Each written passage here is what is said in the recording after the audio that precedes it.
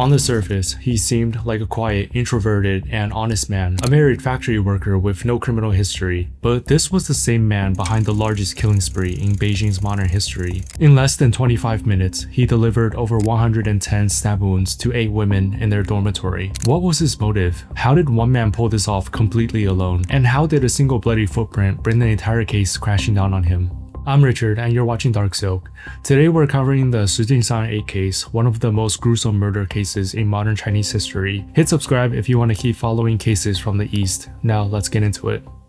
In the early hours of May 30, 1999, just after 3 a.m., Beijing's 110 emergency dispatch received a call. The woman on the other end spoke with a rushed voice. "Come quickly, there's a man trying to kill us. He's already stabbed several people to death." Before the dispatcher could answer, a gut-wrenching scream came through the line and the call abruptly ended. The situation was urgent, but as they were tracing the location, that's when they received the second phone call. It was also a woman saying a girl was lying downstairs covered in blood, appearing to be dead. The location was building number 2, yard 23, Hongda residential complex. This would match the location of the first call, and thus begin a massive case that would shake Beijing to its core. Based on the phone calls, they assumed there was just one victim, but when the first officers arrived on scene, they found not 1, but 8 bodies. Given the severity, detectives, forensic experts, and technical personnel were all dispatched. This was one of those just send everybody type of calls. They came across the first victim, a woman in her early 20s, near a van. Her hair was disheveled, she had no shoes on, and 6 stab wounds all over her body, with the fatal one to her neck. A long blood trail on the ground indicated she had been dragged there from somewhere else. She had apparently been chased outside and killed. As the investigators followed the blood trail, they began finding blood droplets everywhere. At the building entrance, the hallways, there were also bloody footprints leading up to the second floor. The blood trail led to room 203. The door was unlocked. When investigators walked in, everyone was shocked by the scene before them. Blood everywhere on the walls, floor, and beds. The air was filled with a strong metallic smell of blood. It was like that scene straight out of Dexter. Inside, they found 7 more women, all in their sleeping clothes, all dead. The apartment was a cramped, combined dormitory and office for a Fujian-based jewelry company. In a high-density complex like this, packed tightly with neighbors, the idea of a midnight slaughter inside the shared home with 8 young women wasn't just terrifying, it was unimaginable. Yet, there lay 8 bodies, with over 110 stab wounds between them. Every strike was systematically concentrated on the neck, chest, and vital organs. This level of extreme violence required an immense amount of physical energy, suggesting pure rage. And yet, the pattern wasn't frenzied in a way of someone who had completely lost control. It was precise and orderly. The killer had moved through the apartment with one clear purpose: to eliminate every single person in the dorm and leave no survivors. The police quickly established Task Force 530, named after the date of the incident. Autopsies soon confirmed that every single injury across 8 bodies was inflicted by one single knife. There weren't multiple attackers. This entire midnight massacre was the work of just one monster. Investigators started looking into the victims' social lives to see if they had any enemies. All 8 women were from the Fujian province, transplanted to Beijing to staff high-end gold and silver jewelry counters for the Jindelei Craft Company. They had rented room 203 for a year prior in 1998 as a collective dorm and workspace for the employees. The company specifically scouted young, attractive, unmarried women. Some had lived here for 8 months, while the youngest had moved into the apartment just 24 hours before the attack. As migrant workers, their social lives were extremely simple: work and sleep. They typically returned after 10 p.m. every evening. They had no time for relationship or grudges. The examiners found no signs of SA on any of the victims, ruling out revenge killing and crime of passion. At the scene, there were clear signs of ransacking.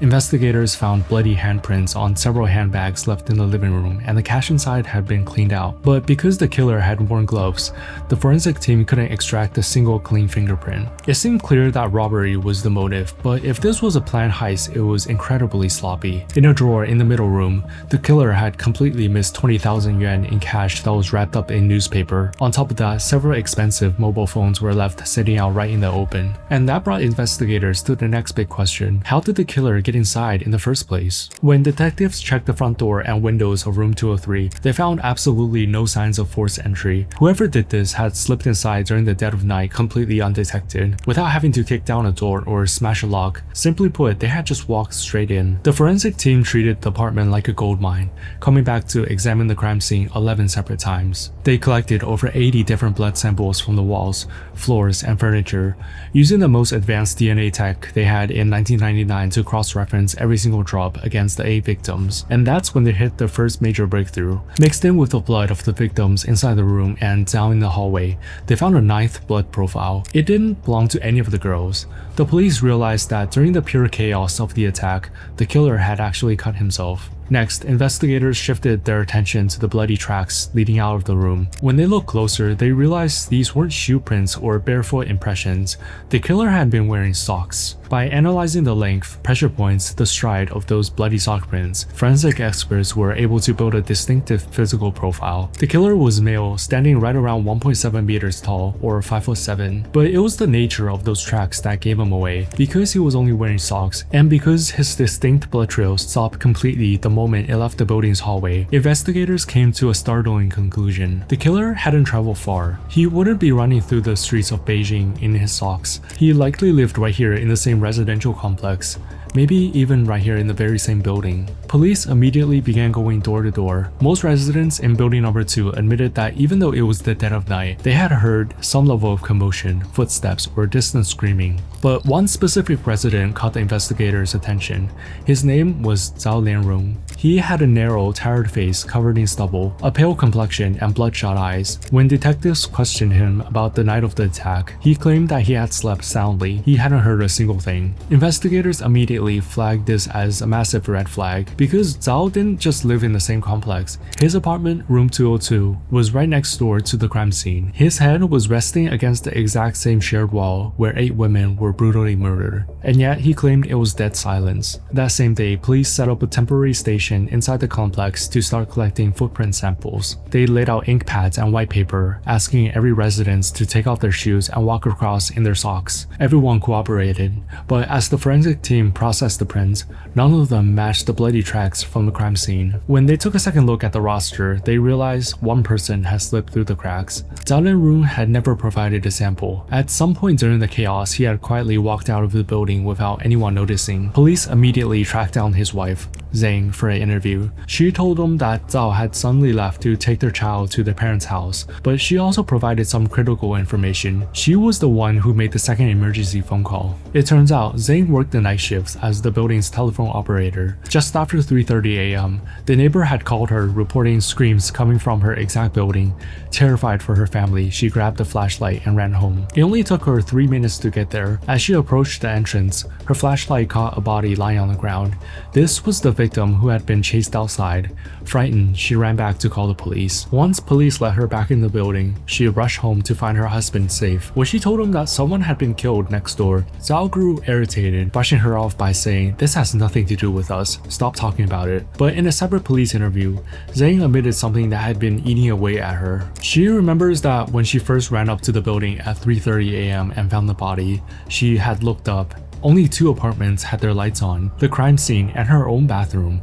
Through the window, she saw a silhouette. It couldn't have been anyone else other than her husband. Not only was he awake while a whole massacre was happening next door, but she later discovered he had been washing his clothes in the dead of night. For days, she carried a sickening weight on her stomach, terrified of what those clues actually meant. That was all the police needed to hear. They tracked him down at his workplace and took his footprint sample. But when the forensic team compared his prints to the crime scene, they were surprised. Zhao's left foot was an exact match, but his right foot looked completely different. On the ink sample, Zhao's big toe and middle toe were pressed tightly together, with no second toe visible at all. Yet the bloody print from the apartment showed a perfectly clear second one. If investigators couldn't explain this discrepancy, their entire case against them would fall apart. That's when the forensic team realized the flaw in their testing. The bloody prints at the scene were left by a killer in constant violent motion, but Zhao's ink sample had been taken when he was standing completely still. The difference between running and standing still was the exact reason the second toe had vanished. Police brought Zhao back in overnight night for a second round of testing.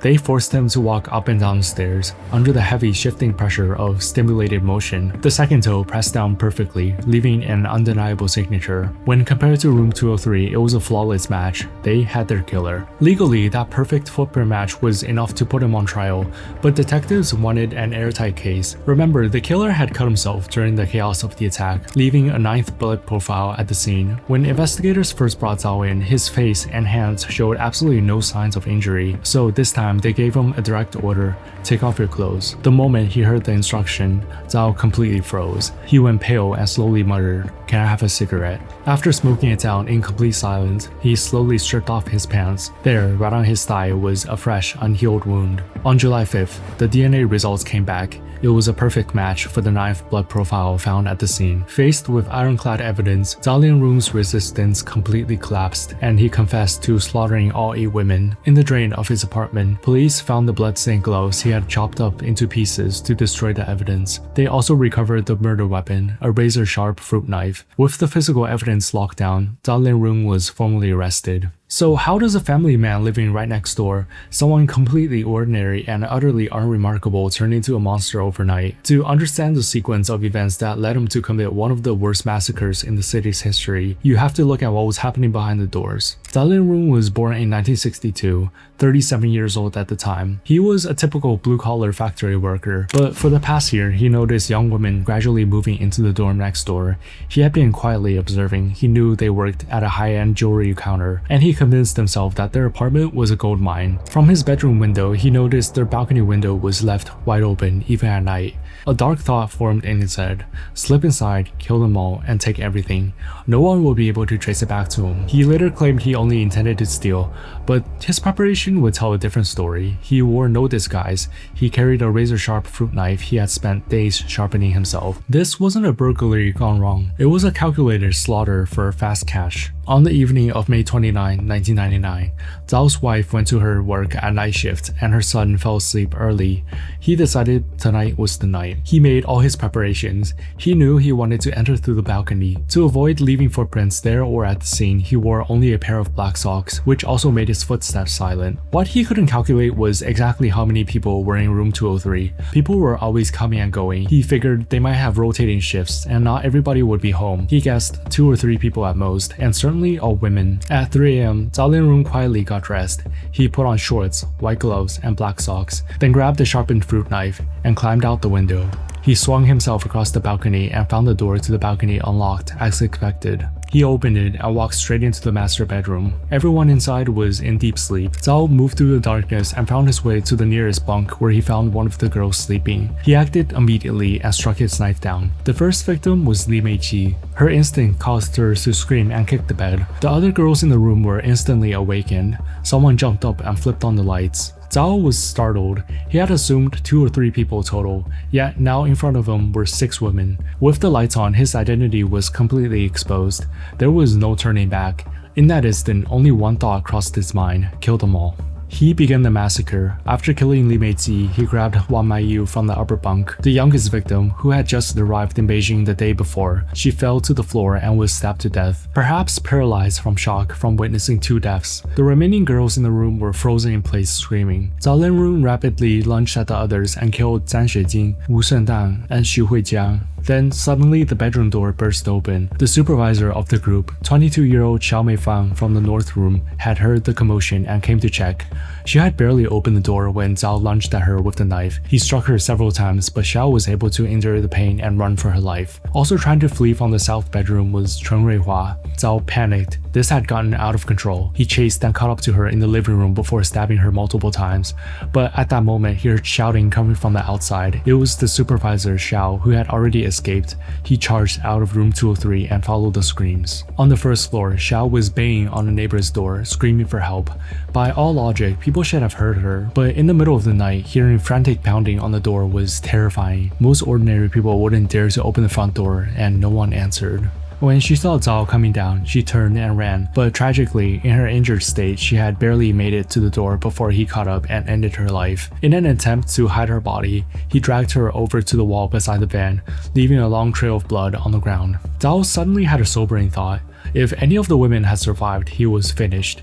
He began to worry that there might be someone in room 203 and immediately ran back to the crime scene. When he stepped back through the door, he found a blood-soaked Chen Weihua in the room. Making an emergency call to the police, he then ended her life before she could give any more details. When he was done, he heard the north bedroom door slam shut. There was still somebody in there, Xue Zhuwing. When the injured Chen Weihua had emerged from the living room to call for help, Xue came out just in time to see Zhao Lianrong return and kill, and quickly locked herself back in. The frenzied Zhao Lianrong kicked the door open in seconds. Xue could not escape his knife, and so in the span of 25 minutes, Zhao Lianrong brutally killed 8 people. Still fearful of leaving any survivors, he went around to each victim and struck again, only stopping once he had confirmed that there were no signs of life in any of them. Even after the bloodshed, Zhao hadn't forgotten why he came: the money. He frantically tore through the apartment, ripping open handbags in the living room, but all he found was a few dozen yuan, barely enough for a cheap meal. He was furious. He had just slaughtered 8 women for pocket change. The ultimate irony was that tucked away inside a drawer in the middle room was 20,000 yuan in cash, but in his blind panic, he completely missed it. After leaving room 203, he stepped directly back into his own home through the front door. Once inside, he began washing his clothes and showering. While bathing, he discovered a wound on his thigh that had been bleeding significantly. In the frenzied state of the assault, he hadn't even noticed when or how he'd been hurt.